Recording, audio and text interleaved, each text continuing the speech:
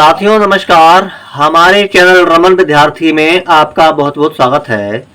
आज की वीडियो बहुत ही विशेष है और हमारे बहुत से साथियों की फरमाइश थी कि सर आप सरकारी कागजों में प्रयोग होने वाले शब्दों के अर्थ बताएं। तो आज हम राजस्व विभाग में प्रयोग होने वाले शब्दों को लेकर आए हैं, उनके अर्थ भी हम आपको बताएंगे। राजस्व विभाग यानी कि तहसील में जो काम होता है वहाँ पे जो शब्द प्रयोग किए जाते हैं, ज़्यादातर शब्द वो उर्दू के होते हैं और अन्य भाषाएं भी होंगी जिनका हमको ज्ञान नहीं है क्या क्या भाषाएं हैं ये। तो इन शब्दों को हम लेकर आए हैं और आपके लिए हमने बड़ी मेहनत से ये सारे शब्द इकट्ठे किए हैं और इनको प्रिंट आउट करवाया है और इनको हम आपको पढ़ना बताएंगे। और उम्मीद करते हैं हमारा प्रयास आपको अवश्य पसंद आएगा और जिन साथियों की हमारी फरमाइश थी उन तक ये वीडियो जरूर पहुँचेगा और वो लोग देखेंगे।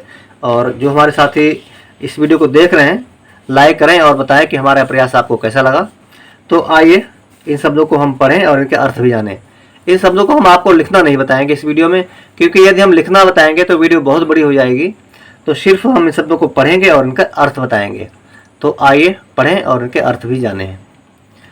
तो सबसे पहला शब्द है मौजा बेचिराग। मौजा बेचिराग का अर्थ होता है बिना आबादी का गांव।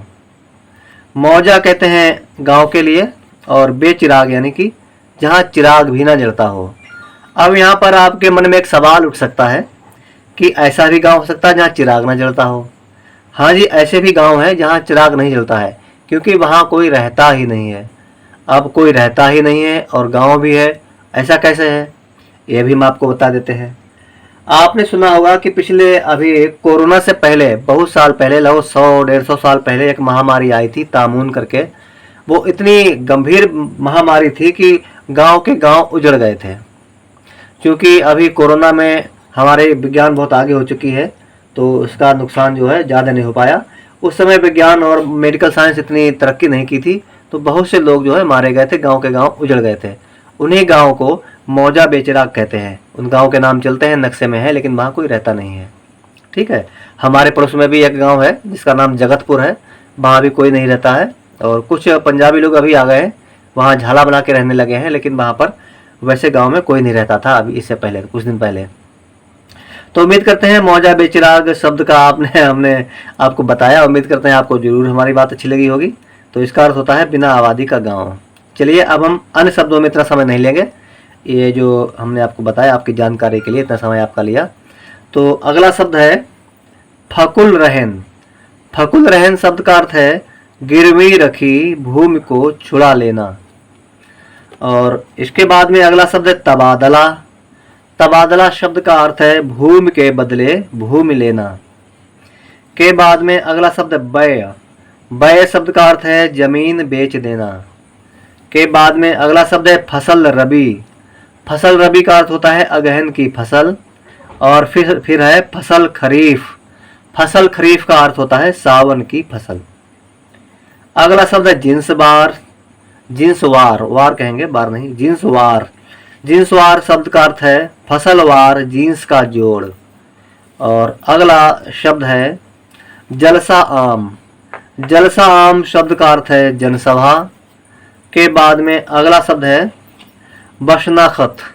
बशनाखत शब्द की अर्थ है की पहचान पर। ये शिनाख्त कहते हैं, शिनाख्त माने पहचान होता है।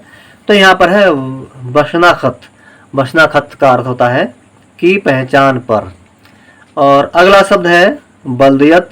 वल्दियत शब्द का अर्थ है पिता का नाम बतलाना। और अगला शब्द है हद। हद शब्द का अर्थ होता है सीमा। फिर है हदूद। हदूद शब्द का अर्थ होता है सीमाएं।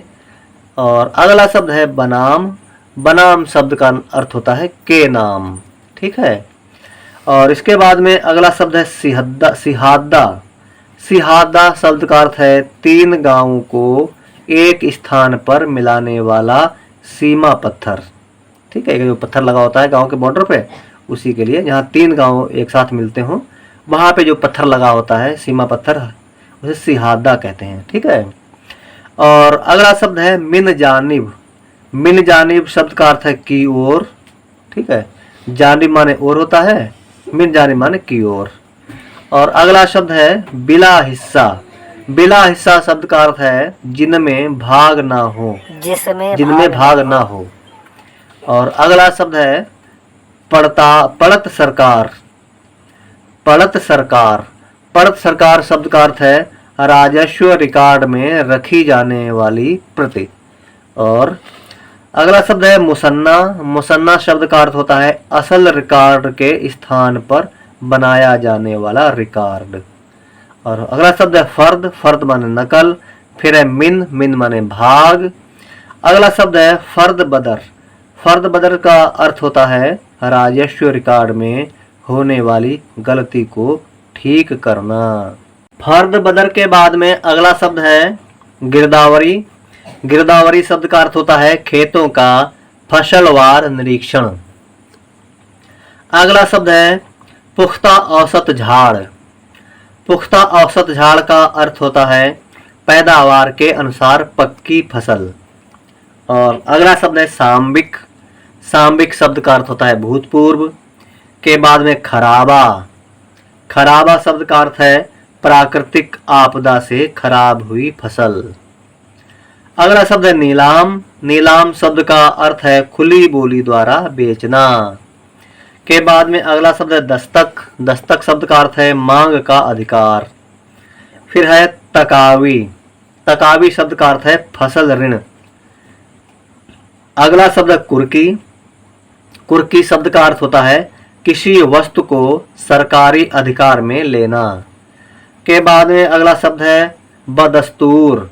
बदस्तूर शब्द का अर्थ होता है हमेशा की तरह या पूर्ववत।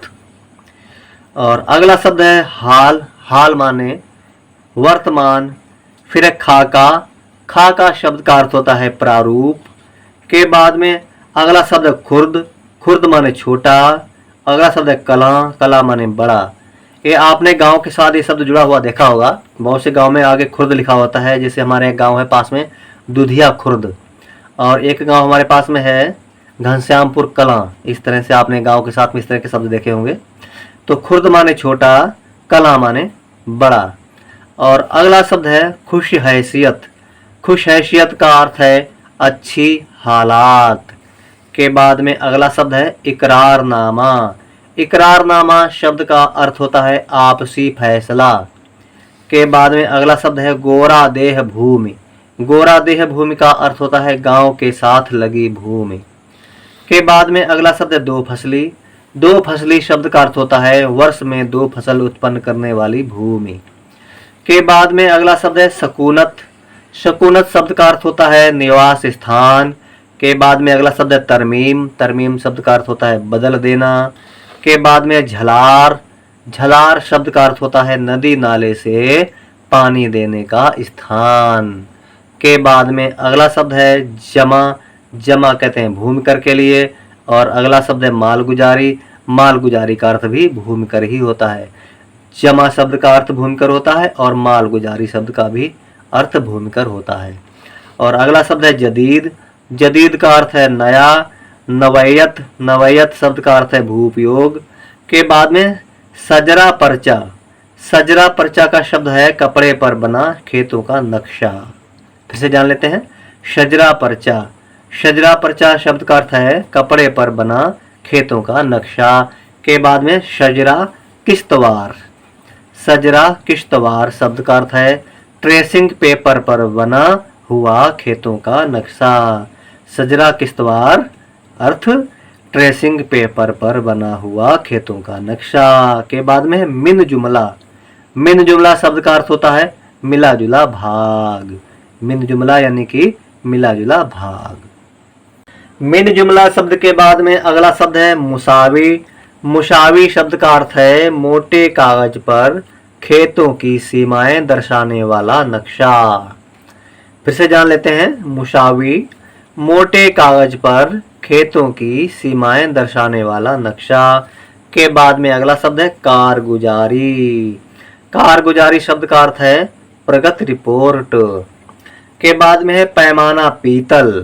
पैमाना पीतल शब्द का अर्थ है मुसावी बनाने का पीतल का बना हुआ इंच। फिर से पढ़ लेते हैं एक बार। पैमाना पीतल का शब्द है मुसावी बनाने का पीतल का बना हुआ इंच। के बाद में है पैमाइश। पैमाइश शब्द का अर्थ होता है भूमि का नापना। कहते नहीं पैमाइश करा लो भैया, अपने खेती की पैमाइश करवा लो। यानी कि कुछ लोग कहते हैं हमारी खेती कम है, तो कहते हैं कि अपनी खेती की पैमाइश करवा लो, यानी कि भूमि की नाप करवा लो। तो अगला शब्द है फरेरा। फरेरा शब्द का अर्थ होता है दूर झंडी देखने के लिए बांस पर बंधा तिकोना रंग बिरंगा कपड़ा। फरेरा दूर झंडी देखने के लिए बांस पर बंधा तिकोना रंग बिरंगा कपड़ा। और अगला शब्द है झंडी। झंडी शब्द का अर्थ है लाइन को सीधा रखने के लिए 12 फीट का बांस। और अगला शब्द है गट्ठा। गट्ठा कहते हैं जरीब का 10वां भाग। ठीक है, यानी कि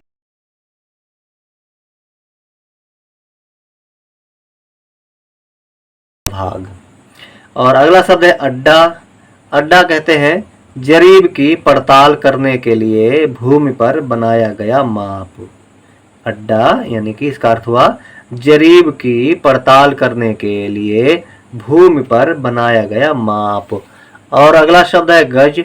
गज का अर्थ होता है भूमि नापने का पैमाना। के बाद में हदबस्त। हदबस्त शब्द का अर्थ है तहसीलवार गांव के नंबर। हदबस्त तहसीलवार गांव के नंबर। और अगला शब्द है खसरा गिरदावरी। खसरा गिरदावरी शब्द का अर्थ है खातेदार मिल्कियत। के बाद में अगला शब्द है इंतकाल। इंतकाल शब्द का अर्थ होता है मिल्कियत को बदलने का आदेश। अगला शब्द है शजरा नसब। शजरा नसब भूमिदारों की वंशावली।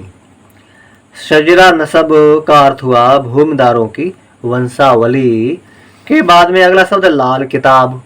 लाल किताब शब्द का अर्थ है गांव की भूमि से संबंधित पूर्ण जानकारी देने वाली पुस्तक। एक बार फिर पढ़ लेते हैं लाल किताब का अर्थ। लाल किताब का अर्थ है गांव की भूमि से संबंधित पूर्ण जानकारी देने वाली पुस्तक। के बाद में अगला शब्द है मिसल हकीयत।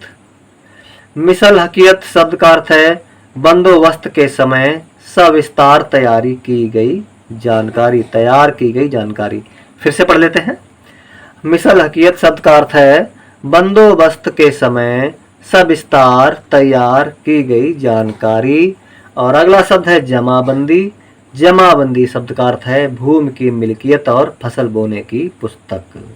तो दोस्तों ये थी आज की वीडियो जिसमें हम लोगों ने राजस्व विभाग में प्रयोग होने वाले शब्द पढ़े और उनके अर्थ भी जाने। उम्मीद करते हैं वीडियो आपको पसंद आई होगी। और आप तहसील गए होंगे तो आपने देखा होगा इसी तरह के शब्द वहाँ पर प्रयोग किए जाते हैं। इन शब्दों को जानना बहुत जरूरी है हम लोगों के लिए। और जिन साथियों ने हमारे इन शब्दों की हमसे फरमाइश की थी उनको बहुत बहुत धन्यवाद कि आपने हमारा ध्यान इस तक पहुँचाया। और हमने भी आपके साथ साथ हमने भी इन शब्दों को जानने का हमें भी इन शब्दों को जानने का मौका मिला और आपके लिए भी हम ये शब्द लेकर आए। तो उम्मीद करते हैं वीडियो आपको पसंद आई होगी। लाइक कर देना हमारे इस वीडियो को और हमारे चैनल रमन विद्यार्थी को सब्सक्राइब भी कर लीजिए। हमने अपने चैनल पर आप लोगों को बहुत सरल और बहुत ही व्यवहारिक तरीके से हिंदी लिखना पढ़ना सिखाया है। हमारे जो साथी हिंदी लिखना पढ़ना सीखना चाहते हैं वो हमारे चैनल पर आएँ और बहुत ही आसानी से हिंदी लिखना पढ़ना सीखें। तो लाइक कर दीजिए हमारे इस वीडियो को और हमारे चैनल को सब्सक्राइब भी कर लीजिए। जिन साथियों ने हमारे चैनल को सब्सक्राइब कर लिया है उनको बहुत बहुत धन्यवाद। और जो साथी अभी अभी हमारे इस वीडियो के साथ सब्सक्राइब कर रहे हैं उनको भी बहुत बहुत धन्यवाद। मिलेंगे हमारी अगली वीडियो में, तब तक के लिए जय हिंद, जय हिंदी।